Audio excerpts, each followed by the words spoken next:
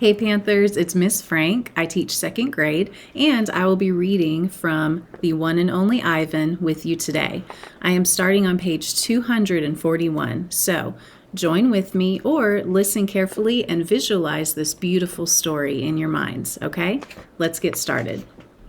Poking and prodding. The lady comes again. She brings an animal doctor with an awful smell and a dangerous-looking bag. He spends an hour with Ruby, poking and prodding. He looks at her eyes, her feet, her trunk. When he's done with Ruby, he enters my cage. I wish I could hide under not tag like Bob. Instead, I do a nice, loud chest beat, and after a moment, the doctor retreats. We're going to need to put this one under, he says. I'm not quite sure what he means, but I strut around my cage feeling victorious anyway. No painting. No one asks me to paint today. No one asks Ruby to perform. There are no shows, no visitors, unless you count the protesters. Mac stays in his office all day. More boxes. I wake up from a long morning nap. Bob is on my belly, but he isn't asleep. He's watching the ring, where 4 men are placing a large metal box. It's me-sized. What's that? I ask, still blurry from sleep. Bob nuzzles my chin. I believe that box is for you, my friend. I'm not sure what he means. Me? They brought in a bunch of boxes while you were sleeping. Looks to me like they're taking the whole lot of you, he says casually, licking his paw.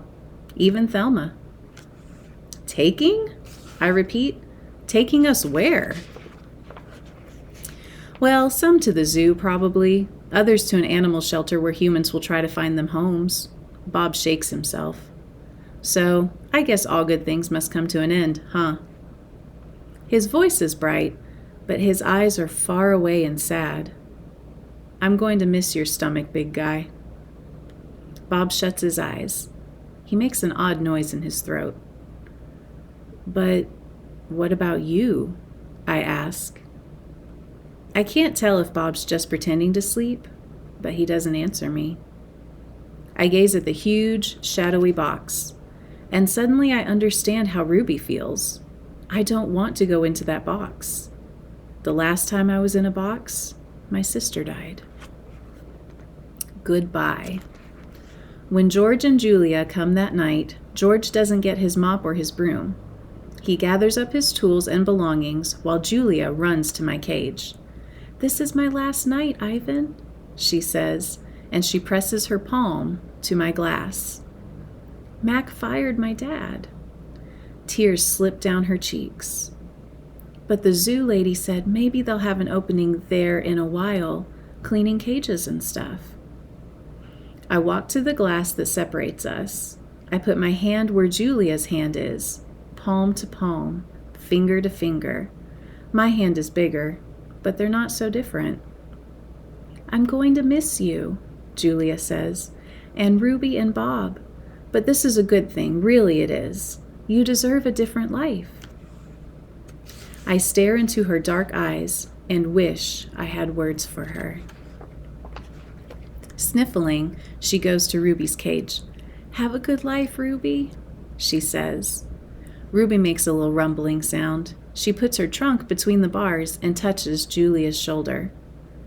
Where is Bob anyway? Julia asks. She looks around, under tables, in my cage by the trash can. Dad, she calls. Have you seen Bob? Bob? Nope, George says. Julia's brow wrinkles. What's going to happen to him, Dad? What if Mac shuts down the whole mall? He says he's going to try to keep it open without the animals, George says. He stuffs his hand into his pockets. I'm worried about Bob too, but he's a survivor.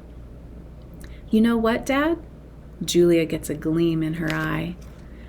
Bob could live with us. Mom loves dogs, and he could keep her company and... Jules, I'm not even sure I have a job yet. I may not even be able to feed you, let alone some mutt. But my dog walking money? Sorry, Jules. Julia nods. I understand. She starts to leave, then runs back to my cage. I almost forgot. This is for you, Ivan. She slips a piece of paper into my cage. It's a drawing of Ruby and me. We're eating yogurt raisins. Ruby is playing with another baby elephant, and I'm holding hands with a lovely gorilla. She has red lips and a flower in her hair. I look, as I always do in Julia's pictures, like an elegant fellow, but something is different about this drawing. In this picture, I'm smiling. And in your book, you can see that picture. Sorry, it's hard to see on here. Okay. Click. The door to my cage is propped open. I can't stop staring at it. My door. Open. The giant box has been moved, and it's open too. The humans have pushed it up against my doorway. If I walk through my door, I enter their box. The zoo lady, whose name is Maya, is here again. Click. Yogurt raisin. Click. Tiny marshmallow. Click. Ripe papaya. Click. Apple slice. Hour after hour, click after click. I look over at Ruby. She waits to see what I will do. I touch the box. I sniff the dark interior where a ripe mango awaits. Click, click, click. I have to do it. Ruby is watching me from between the bars of her cage, and this box is the way out. I step inside. An idea. After I leave the box and step back into my cage, I get an idea, a good one. I tell Bob he can sneak into my box with me and live at the zoo. Have you forgotten? I'm a wild beast, Ivan, he says, sniffing the floor for crumbs. I am untamed, undaunted. Bob samples a piece of celery and spits it out. Besides, they'd notice. Humans are dumb, but they're not that dumb. Respect. Ivan, Ruby says, do you think the other elephants will like me? I think they'll love you, Ruby. You'll be part of their family. Do you think the other gorillas will like you? Ruby asks. I'm a silverback, Ruby, a leader. I pull back my shoulders and hold my head high. They don't have to like me. They have to respect me. Even as I tell her this, I wonder if I can ever command their respect. I haven't had much practice being a real gorilla, much less a silverback. Do you think the other elephants will know any jokes? If they don't, I tell her, you can teach them. Ruby flaps her ears. She flicks her tail. You know what, Ivan? What? I ask. I think I'm going to go in the box tomorrow. I gaze at her fondly. I think that's a good idea, Ruby. And I think Stella would have agreed. Do you think the other elephants will know how to play tag? I love tag. Me too, I say, as I think of my nimble sister racing through the brush, always just out of my reach.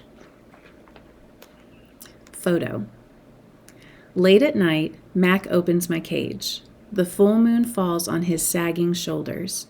He seems smaller somehow. Bob, instantly alert, leaps off my stomach and dives under not tag. Don't bother hiding, dog, Max says. I know you sleep in here. Max settles onto my tire swing. Might as well stay one more night. Your buddy's leaving tomorrow. Tomorrow? My stomach drops. I'm not ready. I need more time. I haven't said my goodbyes. I haven't thought this through. Mac pulls a small photo out of his shirt pocket. It's me when I was young. Mac and I are in the front seat of his convertible. I'm wearing a baseball cap and eating an ice cream cone. I was a handsome lad, but I have to admit I look ridiculous. Nothing like a real gorilla. We had some laughs, didn't we, Guy? Max says. Remember when we went on that roller coaster? Or that time I tried to teach you to play basketball? Max shakes his head, chuckling. You had a lousy jump shot. He stands, sighs, and looks around. He puts the photo back in his pocket. I'm going to miss you, Ivan, he says, and then he leaves. He doesn't look back. Hope you guys are loving the story. I know I am. Have a great day, Panthers, and enjoy the next chapter. Bye-bye.